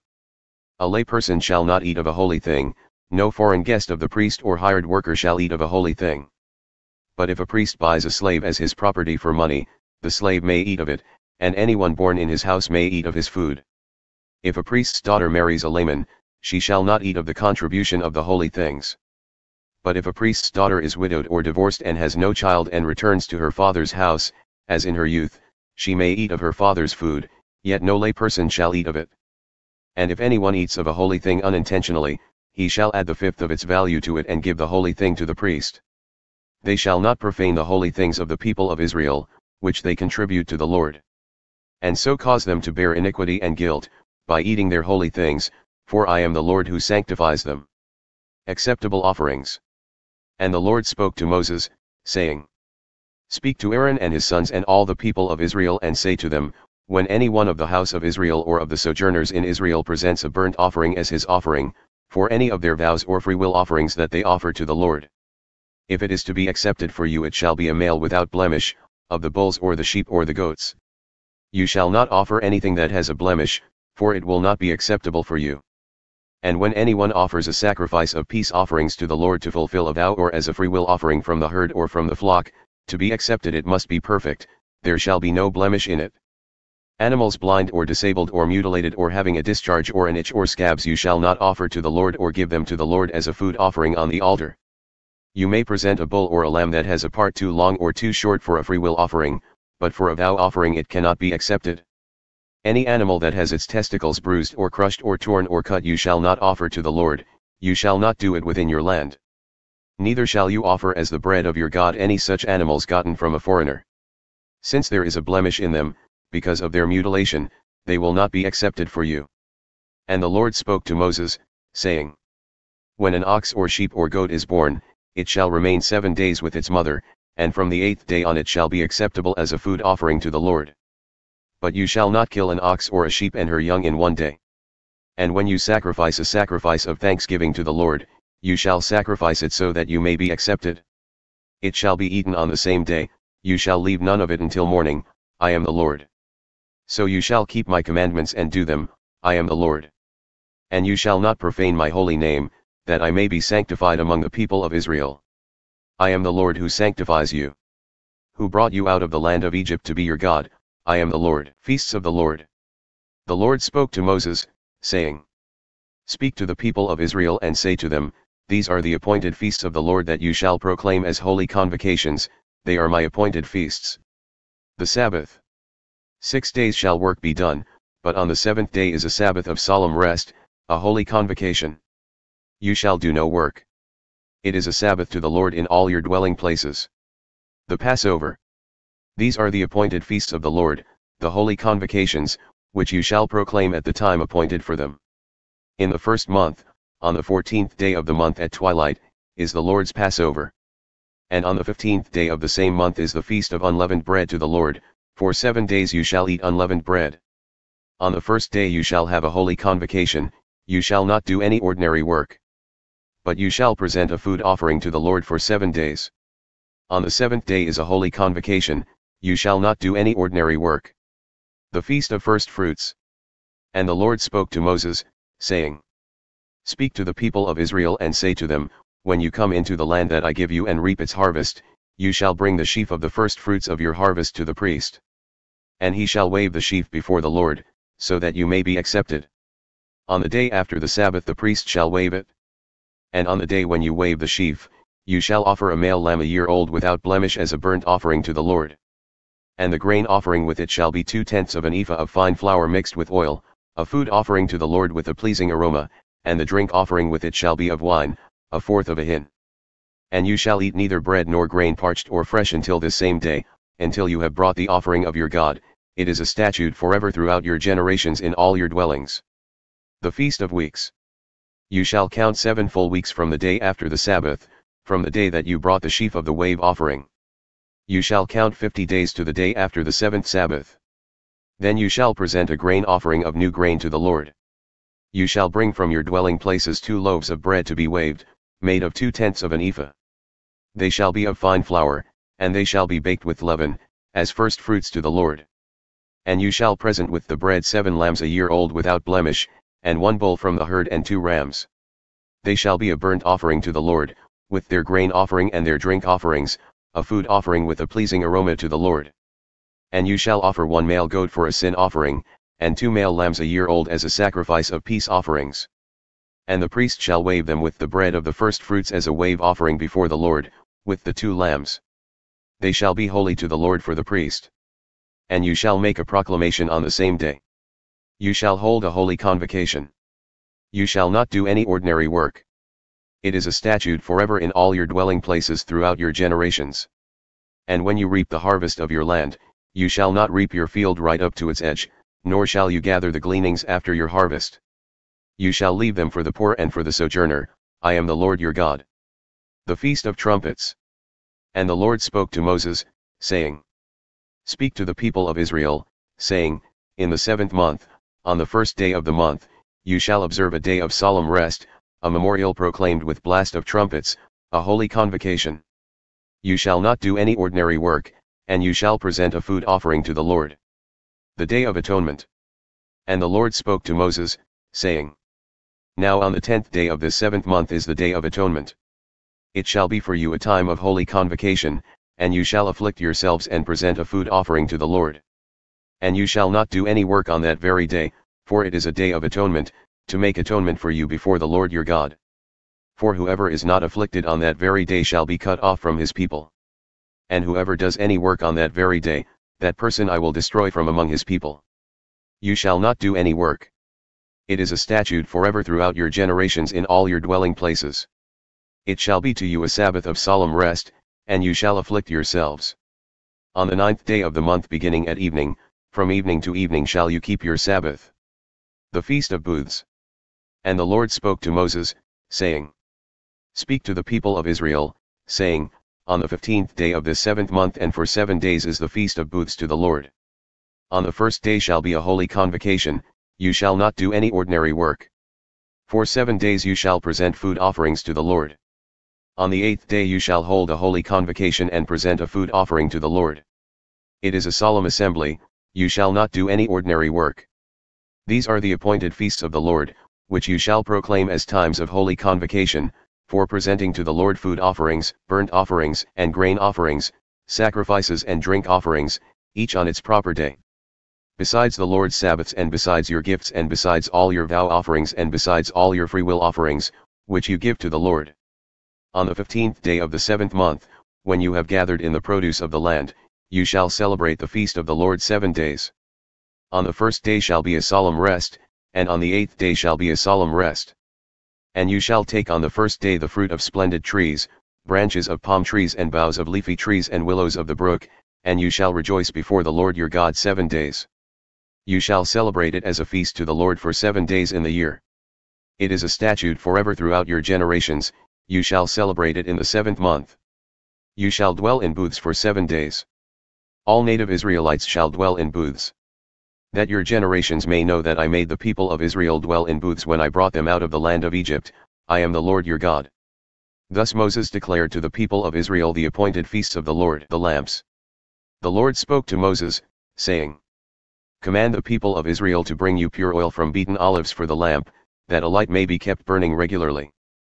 Outside the veil of the testimony, in the tent of meeting, Aaron shall arrange it from evening to morning before the Lord regularly. It shall be a statute forever throughout your generations. He shall arrange the lamps on the lampstand of pure gold before the Lord regularly. Bread for the tabernacle. You shall take fine flour and bake 12 loaves from it, 2/10 of an ephah shall be in each loaf. And you shall set them in 2 piles, 6 in a pile, on the table of pure gold before the Lord. And you shall put pure frankincense on each pile, that it may go with the bread as a memorial portion as a food offering to the Lord. Every Sabbath day Aaron shall arrange it before the Lord regularly, it is from the people of Israel as a covenant forever. And it shall be for Aaron and his sons, and they shall eat it in a holy place, since it is for him a most holy portion out of the Lord's food offerings, a perpetual due. Punishment for blasphemy. Now an Israelite woman's son, whose father was an Egyptian, went out among the people of Israel. And the Israelite woman's son and a man of Israel fought in the camp. And the Israelite woman's son blasphemed the name, and cursed. Then they brought him to Moses. His mother's name was Shelomith, the daughter of Debri, of the tribe of Dan. And they put him in custody, till the will of the Lord should be clear to them. Then the Lord spoke to Moses, saying, Bring out of the camp the one who cursed, and let all who heard him lay their hands on his head, and let all the congregation stone him. And speak to the people of Israel, saying, Whoever curses his God shall bear his sin. Whoever blasphemes the name of the Lord shall surely be put to death. All the congregation shall stone him. The sojourner as well as the native, when he blasphemes the name, shall be put to death. An eye for an eye. Whoever takes a human life shall surely be put to death. Whoever takes an animal's life shall make it good, life for life.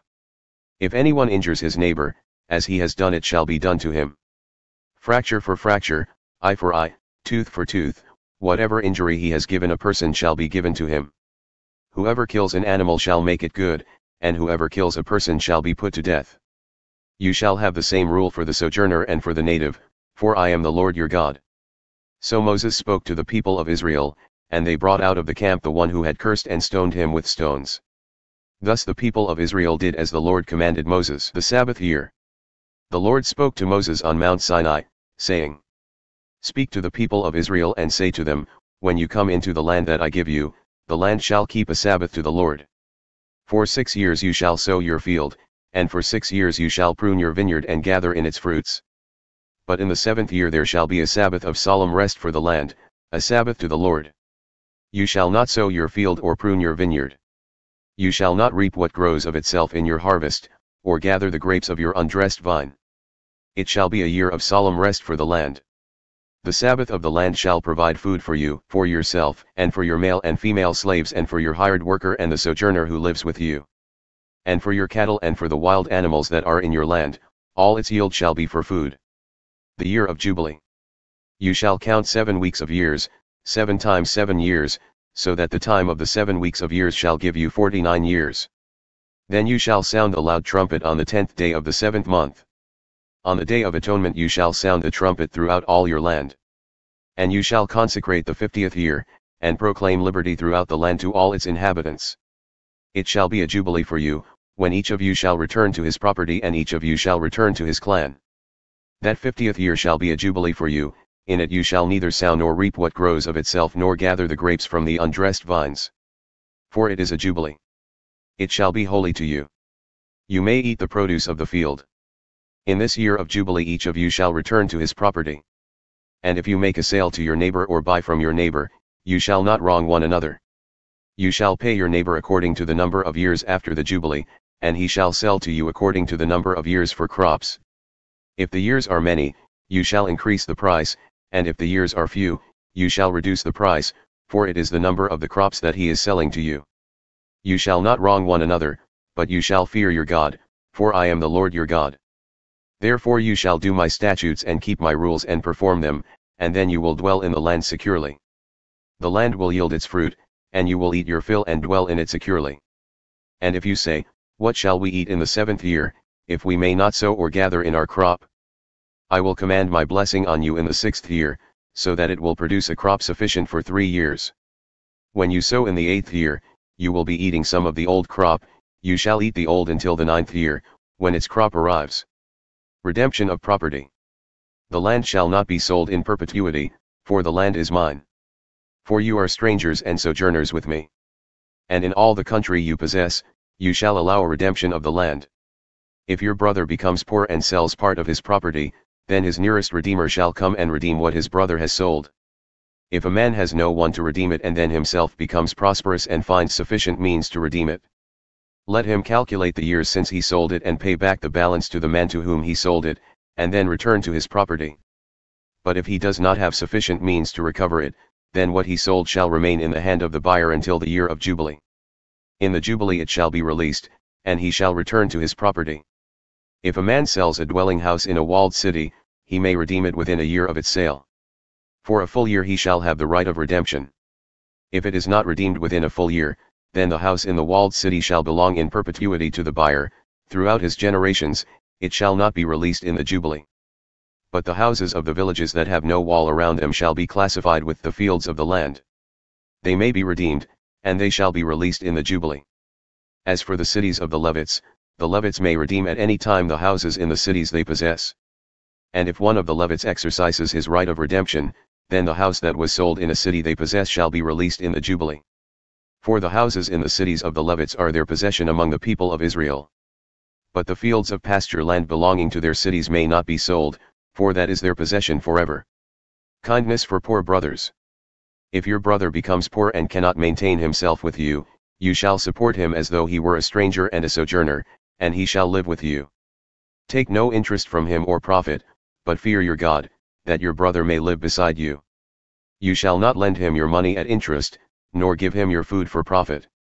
I am the Lord your God, who brought you out of the land of Egypt to give you the land of Canaan, and to be your God. If your brother becomes poor beside you and sells himself to you, you shall not make him serve as a slave. He shall be with you as a hired worker and as a sojourner. He shall serve with you until the year of the Jubilee. Then he shall go out from you, he and his children with him, and go back to his own clan and return to the possession of his fathers. For they are my servants, whom I brought out of the land of Egypt, they shall not be sold as slaves. You shall not rule over him ruthlessly but shall fear your God. As for your male and female slaves whom you may have, you may buy male and female slaves from among the nations that are around you.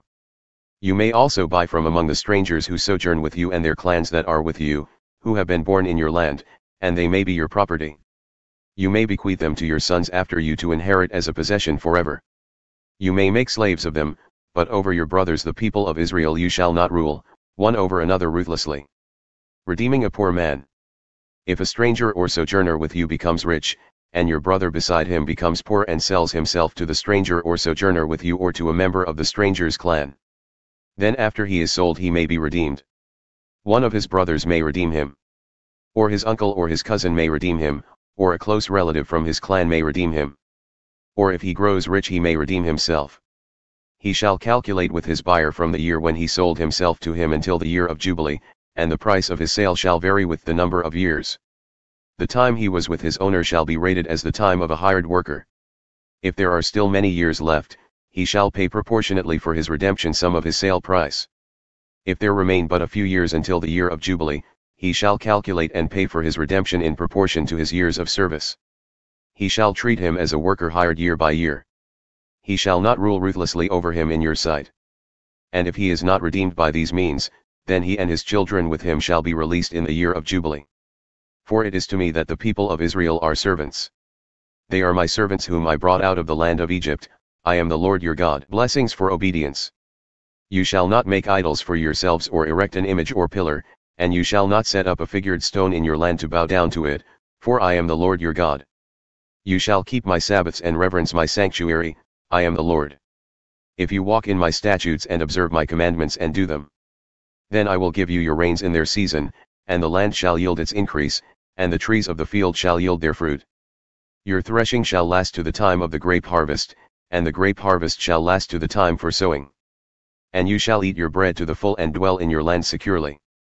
I will give peace in the land, and you shall lie down, and none shall make you afraid. And I will remove harmful beasts from the land, and the sword shall not go through your land. You shall chase your enemies, and they shall fall before you by the sword. 5 of you shall chase 100, and 100 of you shall chase 10,000, and your enemies shall fall before you by the sword. I will turn to you and make you fruitful and multiply you and will confirm my covenant with you. You shall eat old store long kept, and you shall clear out the old to make way for the new. I will make my dwelling among you, and my soul shall not abhor you. And I will walk among you and will be your God, and you shall be my people. I am the Lord your God, who brought you out of the land of Egypt, that you should not be their slaves. And I have broken the bars of your yoke and made you walk erect. Punishment for disobedience.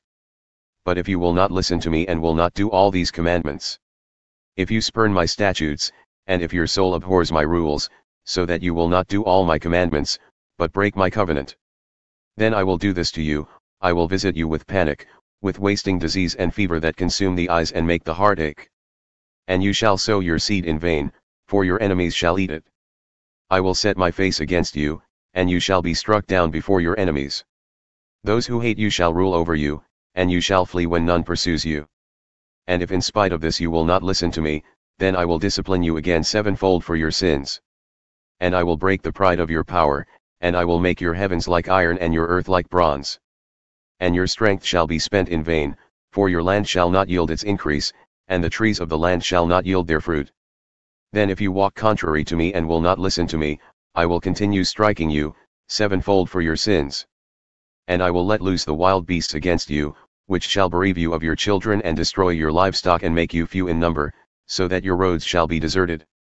And if by this discipline you are not turned to me but walk contrary to me, then I also will walk contrary to you, and I myself will strike you sevenfold for your sins.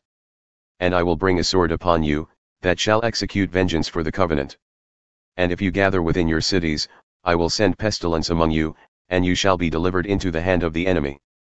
When I break your supply of bread, 10 women shall bake your bread in a single oven and shall dole out your bread again by weight, and you shall eat and not be satisfied. But if in spite of this you will not listen to me, but walk contrary to me, then I will walk contrary to you in fury, and I myself will discipline you sevenfold for your sins. You shall eat the flesh of your sons, and you shall eat the flesh of your daughters. And I will destroy your high places and cut down your incense altars and cast your dead bodies upon the dead bodies of your idols, and my soul will abhor you. And I will lay your cities waste and will make your sanctuaries desolate, and I will not smell your pleasing aromas. And I myself will devastate the land, so that your enemies who settle in it shall be appalled at it. And I will scatter you among the nations, and I will unsheath the sword after you, and your land shall be a desolation, and your cities shall be a waste. Then the land shall enjoy its Sabbaths as long as it lies desolate, while you are in your enemy's land, then the land shall rest, and enjoy its Sabbaths.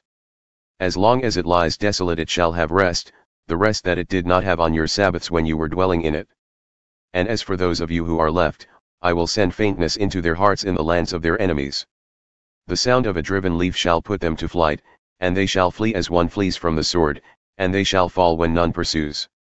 They shall stumble over one another, as if to escape a sword, though none pursues. And you shall have no power to stand before your enemies. And you shall perish among the nations, and the land of your enemies shall eat you up. And those of you who are left shall rot away in your enemies' lands because of their iniquity, and also because of the iniquities of their fathers they shall rot away like them. But if they confess their iniquity and the iniquity of their fathers in their treachery that they committed against me, and also in walking contrary to me, so that I walked contrary to them and brought them into the land of their enemies, if then their uncircumcised heart is humbled and they make amends for their iniquity, then I will remember my covenant with Jacob, and I will remember my covenant with Isaac and my covenant with Abraham, and I will remember the land. But the land shall be abandoned by them and enjoy its Sabbaths while it lies desolate without them, and they shall make amends for their iniquity, because they spurned my rules and their soul abhorred my statutes. Yet for all that, when they are in the land of their enemies, I will not spurn them, neither will I abhor them so as to destroy them utterly and break my covenant with them, for I am the Lord their God. But I will for their sake remember the covenant with their forefathers, whom I brought out of the land of Egypt in the sight of the nations, that I might be their God. I am the Lord. These are the statutes and rules and laws that the Lord made between himself and the people of Israel through Moses on Mount Sinai. Laws about vows. The Lord spoke to Moses, saying, "Speak to the people of Israel and say to them, if anyone makes a special vow to the Lord involving the valuation of persons, then the valuation of a male from 20 years old up to 60 years old shall be 50 shekels of silver, according to the shekel of the sanctuary. If the person is a female, the valuation shall be 30 shekels. If the person is from 5 years old up to 20 years old, the valuation shall be for a male 20 shekels, and for a female 10 shekels. If the person is from a month old up to 5 years old, the valuation shall be for a male 5 shekels of silver, and for a female the valuation shall be 3 shekels of silver. And if the person is 60 years old or over, then the valuation for a male shall be 15 shekels, and for a female 10 shekels. And if someone is too poor to pay the valuation, then he shall be made to stand before the priest, and the priest shall value him, the priest shall value him according to what the vower can afford. If the vow is an animal that may be offered as an offering to the Lord, all of it that he gives to the Lord is holy. He shall not exchange it or make a substitute for it, good for bad, or bad for good, and if he does in fact substitute one animal for another, then both it and the substitute shall be holy. And if it is any unclean animal that may not be offered as an offering to the Lord, then he shall stand the animal before the priest. And the priest shall value it as either good or bad, as the priest values it, so it shall be. But if he wishes to redeem it, he shall add a fifth to the valuation. When a man dedicates his house as a holy gift to the Lord, the priest shall value it as either good or bad, as the priest values it, so it shall stand. And if the donor wishes to redeem his house, he shall add a fifth to the valuation price, and it shall be his. If a man dedicates to the Lord part of the land that is his possession, then the valuation shall be in proportion to its seed. A homer of barley seed shall be valued at 50 shekels of silver. If he dedicates his field from the year of Jubilee, the valuation shall stand. But if he dedicates his field after the Jubilee, then the priest shall calculate the price according to the years that remain until the year of Jubilee, and a deduction shall be made from the valuation. And if he who dedicates the field wishes to redeem it, then he shall add a fifth to its valuation price, and it shall remain his. But if he does not wish to redeem the field, or if he has sold the field to another man, it shall not be redeemed any more. But the field, when it is released in the Jubilee, shall be a holy gift to the Lord, like a field that has been devoted. The priest shall be in possession of it. If he dedicates to the Lord a field that he has bought, which is not a part of his possession, then the priest shall calculate the amount of the valuation for it up to the year of Jubilee, and the man shall give the valuation on that day as a holy gift to the Lord. In the year of Jubilee the field shall return to him from whom it was bought, to whom the land belongs as a possession. Every valuation shall be according to the shekel of the sanctuary, 20 gerahs shall make a shekel. But a firstborn of animals, which as a firstborn belongs to the Lord, no man may dedicate, whether ox or sheep, it is the Lord's. And if it is an unclean animal, then he shall buy it back at the valuation, and add a fifth to it, or, if it is not redeemed, it shall be sold at the valuation. But no devoted thing that a man devotes to the Lord, of anything that he has, whether man or beast, or of his inherited field, shall be sold or redeemed. Every devoted thing is most holy to the Lord. No one devoted, who is to be devoted for destruction from mankind, shall be ransomed, he shall surely be put to death. Every tithe of the land, whether of the seed of the land or of the fruit of the trees, is the Lord's, it is holy to the Lord. If a man wishes to redeem some of his tithe, he shall add a fifth to it. And every tithe of herds and flocks, every 10th animal of all that pass under the herdsman's staff, shall be holy to the Lord. One shall not differentiate between good or bad, neither shall he make a substitute for it, and if he does substitute for it, then both it and the substitute shall be holy, it shall not be redeemed. These are the commandments that the Lord commanded Moses for the people of Israel on Mount Sinai.